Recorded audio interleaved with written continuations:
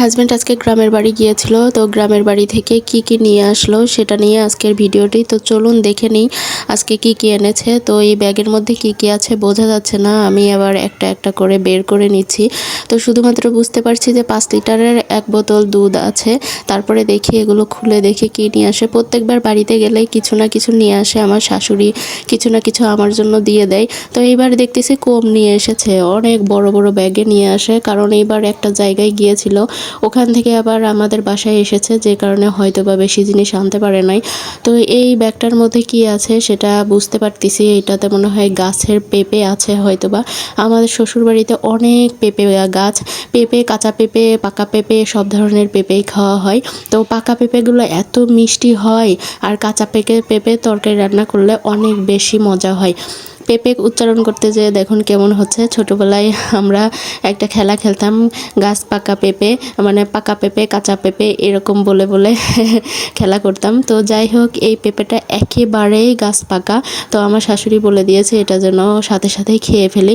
আসলে এটা সাথে সাথেই কেটে খেতে হবে, না হলে এটা ফ্রিজে রাখলে আরও বেশি নরম হয়ে যাবে।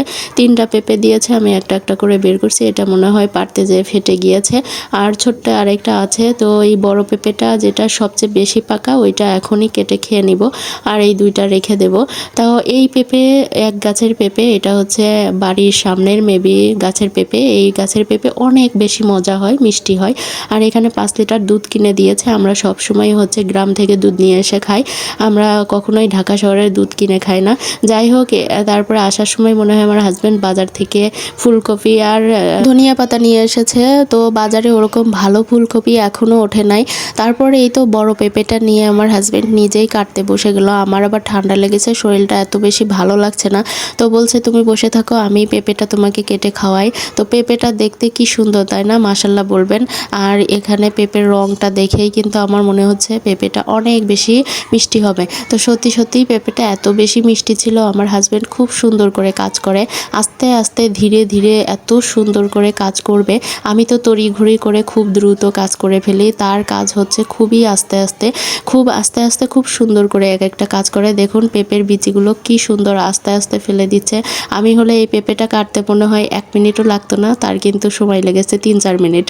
যাই হোক, কাজ ধীরে ধীরে করে, কিন্তু কাজটা খুব সুন্দর করে পরিষ্কার করে। তো পেঁপেগুলো কেটে দিচ্ছে, আর আমি পাশে বসে বসে একটু ভিডিও নিচ্ছিলাম। যখনই শাশুড়ি মা আমার জন্য গ্রাম থেকে কিছু না কিছু দিয়ে দেয়, তখনই কিন্তু আমার মন থেকে তার জন্য অনেক বেশি দোয়া আসে। সবাই আমার শাশুড়ি মায়ের জন্য দোয়া করবেন যেন আল্লাহ পাক তাকে সবসময় সুস্থ রাখেন। আর এই পেঁপে না শুধু অনেক সবজি দিয়ে দিত, কিন্তু এই বছর আমার শাশুড়ি সবজি লাগাই নাই। যাই হোক, পেঁপেটা খাচ্ছিলাম আর অনেক বেশি দোয়া করছিলাম মায়ের জন্য। সবাই ভালো থাকবেন, সুস্থ থাকবেন। আল্লাহ হাফেজ, টাটা।